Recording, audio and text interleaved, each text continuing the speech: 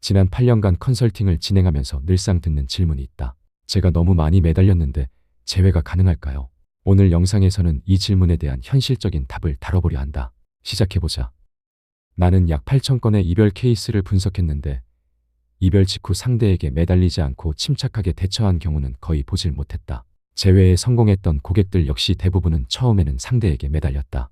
그러다 상황이 더 나빠지고 지푸라기라도 잡는 심정으로 나를 찾아온 것이다. 장문의 문자를 보내고 수십 통의 부재중 전화를 남겼다. 상대의 집이나 직장에 직접 찾아가서 대화를 요청하거나 편지를 전달하기도 했다. 선물이나 이벤트를 준비하는 경우도 많았다. 이런 매달림은 나중에는 부끄럽게 느껴질 수 있지만 당시에는 누구나 할 수 있는 당연한 행동이다. 인간은 누구나 배우자를 지키려는 강한 본능이 있기 때문이다. 내 고객 중에는 변호사나 의사처럼 이성적인 판단에 익숙한 사람들도 많지만 별반 다를 것 없었다. 이미 많이 매달렸다고 해서 자책할 필요는 없다. 매달림 자체가 재회 가능성을 결정하는 것은 아니다. 그보다 연애하는 동안 상대가 당신을 얼마나 가치 있는 사람으로 생각했는지가 훨씬 중요하다. 그러니 지금부터라도 평정심을 되찾고 해결책을 찾으면 된다. 내 블로그에는 400개가 넘는 칼럼과 아카이브에는 10권이 넘는 서적이 있다. 지금 당신의 상황에 필요한 내용부터 읽어보길 바란다. 관련 링크는 아래 상단 댓글에 남겨두겠다. 오늘 영상에서는 마지막에 매달렸음에도 재회가 가능했던 관계의 특징 3가지를 소개하려 한다. 1. 외로움을 느껴 마음이 식은 경우. 우리가 연애를 하는 이유 중 하나는 외로움을 달래기 위해서다. 여기서 말하는 외로움은 단순히 무료하거나 심심한 상태를 뜻하지 않는다. 연애를 하고 있어도 정서적으로 연결되어 있다는 느낌을 받지 못하는 것이다. 내 마음을 이해받고 의지할 수 있다는 느낌이 부족한 상태에 가깝다. 그래서 단순히 자주 만나고 연락한다고 외로움이 채워지는 것은 아니다. 상대가 당신을 매력적으로 느껴 연애를 시작했어도 외로움이 계속 쌓이면 감정은 변할 수 있다. 서운함과 분노가 반복되고 점점 당신에게 정이 떨어지기도 한다. 힘든 일이 있을 때 충분히 공감받지 못했을 수 있다. 자신만 관계에 더 많은 노력을 하고 있다고 느꼈을 수도 있다. 중요한 순간마다 자신이 뒷전이라고 생각했을 수도 있다. 특히 원래 외로움을 많이 타거나 애정 표현을 중요하게 생각하는 사람이라면 이런 상황에 더 민감하다. 당신이 생각했던 것보다 더 많은 관심과 애정이 필요한 사람이었을 수도 있다. 외로움이 누적되면 관계의 미래도 부정적으로 보기 시작한다.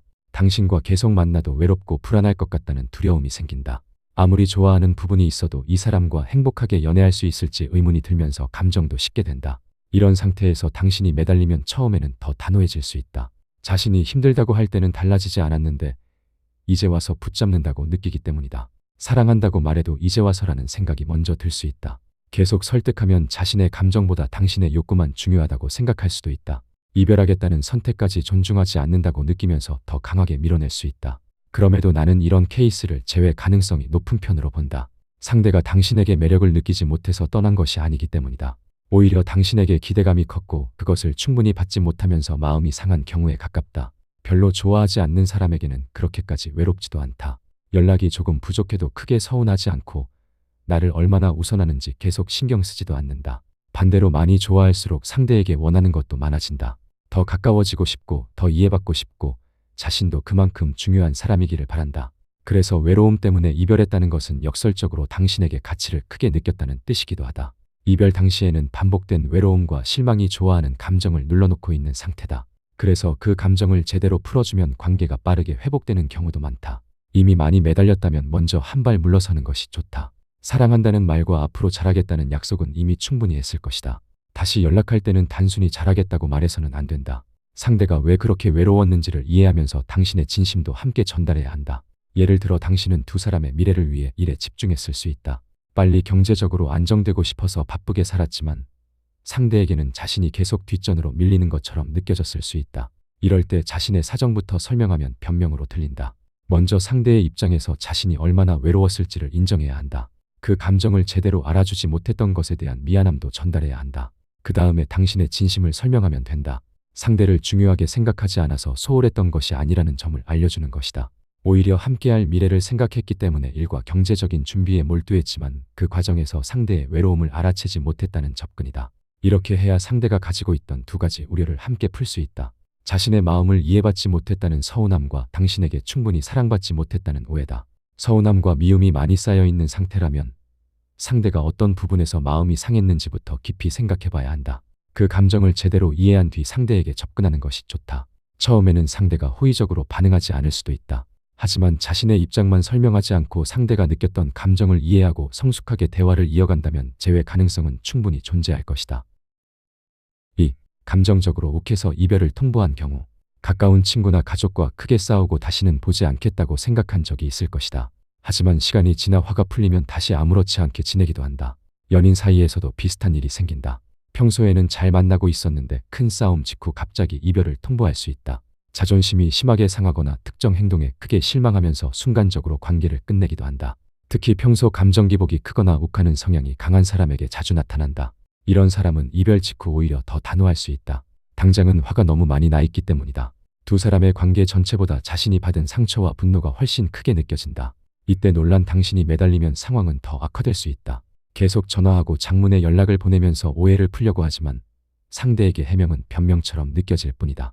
대화를 계속할수록 서로 감정만 더 상한다. 당신도 다급해져서 하지 않아도 될 말을 하거나 더 심하게 매달릴 수 있다.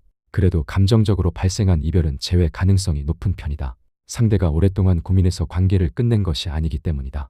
이별 직전까지도 당신을 좋아했고 평소처럼 관계를 이어갈 생각이 있었을 수 있다. 그런데 특정 사건으로 크게 화가 나면서 판단이 갑자기 바뀐 것이다. 사람은 흥분하면 평소보다 극단적인 판단을 하기 쉽다. 그 순간에는 정말 다시는 만나고 싶지 않을 만큼 싫어도 차분해지고 나면 생각이 달라질 수 있다. 특히 싸우기 전까지 관계가 괜찮았다면 더 그렇다. 며칠 전까지 평소처럼 연락하고 만났고 가까운 미래의 계획도 세우고 있었다. 그런데 한 번의 큰 갈등으로 갑자기 이별했다면 상대도 관계를 끝낼 준비가 되어 있지 않다. 그래서 이별 직후 상대가 단호했다고 너무 겁먹을 필요는 없다. 몇 주 정도 연락을 멈추고 상대가 흥분을 가라앉히고 감정적으로 회복할 시간을 주면 된다. 차분해지고 나면 상대도 자신의 결정을 다시 생각하게 된다. 너무 욱해서 큰 결정을 내렸다는 생각이 들고 이별을 후회하기도 한다. 내 경험상 이런 케이스는 몇 주 정도 시간을 두고 다시 연락하면 상대가 대화에 호의적인 경우가 많았다. 상대 역시 충동적으로 내린 이별을 후회하고 있었기 때문이다. 그래서 다시 연락할 때도 무겁게 대화를 꺼낼 필요는 없다. 가볍게 안부를 물으면서 자연스럽게 대화를 시작하면 된다. 상대가 흥분해 있을 때 계속 붙잡는 것보다 충분히 차분해진 뒤 다시 대화하는 것이 훨씬 중요하다. 3. 상대의 심신이 지쳐서 이별한 경우 연애는 정말 많은 에너지가 필요한 활동이다. 그래서 나는 고객들에게 연애는 부업 하나를 병행하는 것만큼 많은 에너지가 들어간다고 설명한다. 시간과 감정을 써야 하고 상대의 기분도 살펴야 한다. 갈등이 생기면 대화하고 문제를 풀기 위한 노력도 필요하다. 그래서 심신이 지쳐 있거나 삶의 활력이 떨어진 시기에는 연애 감정도 함께 줄어드는 경우가 많다. 일이나 사업이 잘 풀리지 않았을 수도 있다. 경제적인 문제나 가족 문제로 오랫동안 스트레스를 받고 있었을 수도 있다. 특히 노력한 만큼 결과가 나오지 않는 시기가 길어지면 자존감도 떨어진다. 자신의 삶에 충실하지 못하고 성장 동력이 멈췄다는 생각이 들기 때문이다. 그러면 사람 자체의 활력도 떨어진다. 예전에는 즐거웠던 일도 별로 재미가 없다. 사람을 만나는 것도 귀찮아지고 혼자 쉬고 싶은 시간이 많아진다. 연인에게 연락하고 애정을 표현하는 일도 귀찮아진다. 그러다 보면 자신의 감정까지 의심하게 된다. 예전에는 당신을 자주 만나고 싶었는데 이제는 혼자 있는 게 편하다. 데이트를 해도 예전만큼 즐겁지 않으니 자신이 당신을 좋아하지 않는다고 생각하게 된다. 당신이 봐야 할 건 상대의 변화가 당신에게만 나타났는지다. 이별 전부터 친구를 잘 만나지 않고 혼자 있는 시간이 늘었다면 심신이 많이 지쳐 있었을 것이다. 평소 좋아하던 일에도 흥미를 잃고 전반적으로 의욕이 떨어져 있었다면 당신에 대한 감정만 식은 것이 아니다. 이런 상태에서 당신이 계속 매달리면 상대는 더 멀어지게 된다. 상대는 이미 자신의 삶에 충실하지 못하고 있다고 생각한다. 원하는 만큼 성장하지 못하고 제자리 걸음을 하고 있다는 답답함도 크다. 그런데 당신까지 괴로워하면 죄책감까지 생긴다. 자신의 문제도 해결하지 못하면서 연인까지 힘들게 한다고 느끼는 것이다. 계속 만나면 당신에게 더 많은 상처를 줄 것이라는 부담도 커진다. 그래서 당신이 힘든 모습을 보여주면서 계속 붙잡을수록 상대는 더 도망가려고 한다. 이런 케이스에서는 오히려 씩씩하게 잘 지내는 모습을 보여주는 것이 중요하다. 당분간 상대에게 연락하지 않길 바란다. 일도 하고 사람도 만나면서 평소처럼 자신의 생활을 이어가면 된다. 일부러 행복한 척하거나 SNS로 상대를 자극하라는 뜻은 아니다. 상대가 자신 때문에 당신까지 무너졌다는 느낌만 받지 않으면 된다. 그래야 당신을 떠올릴 때 따라오던 죄책감과 부담도 줄어든다. 그리고 시간이 지나 상대의 에너지가 회복되면 감정도 달라진다. 일이 조금씩 풀리고 자신감이 돌아온다. 다시 사람을 만나고 무언가를 하고 싶은 욕구도 생긴다. 연애에 사용할 에너지도 다시 생긴다. 그러면 당신을 원하는 욕구도 다시 올라오게 된다. 자신이 힘들다는 이유로 당신을 차갑게 밀어냈던 행동도 돌아보게 된다. 당신에게 미안한 마음이 들고 어떻게 지내는지도 궁금해진다. 번아웃 상태에서는 당신의 사랑까지 부담으로 느꼈다. 하지만 에너지가 회복되면 자신을 좋아하고 곁을 지켜줬던 당신의 가치도 다시 느끼게 된다. 심신이 지쳐 이별한 케이스는 가만히 있어도 상대가 먼저 연락해오는 경우가 많다. 얼마나 걸릴지는 아무도 정확하게 알 수 없다. 상대의 상황과 회복 속도가 모두 다르기 때문이다. 다만 내가 상담했던 케이스들을 보면 한 달 내외로 먼저 연락이 오는 경우가 많았다. 이별 직후에는 자신의 상황을 객관적으로 판단하기 어렵다. 상대가 마지막에 했던 말만 계속 떠오르고 작은 행동 하나에도 의미를 부여하게 된다. 그러다 보면 몇 달간의 관계보다 마지막 며칠만 보고 모든 것을 판단하게 된다. 혼자 상황을 판단하기 어렵다면 나를 찾아와도 좋다. 모든 상황에서 바로 연락하는 것이 정답은 아니다. 지금 연락해야 하는 경우도 있고 시간이 더 필요한 경우도 있다. 먼저 해결해야 할 과제가 남아있는 경우도 있다. 그래서 나는 단순히 기다리라고 말하지 않는다. 언제 연락할지 결정하고 그 전까지 무엇을 준비해야 하는지 정리한다. 연락했을 때 어떤 반응까지 예상해야 하는지도 함께 본다.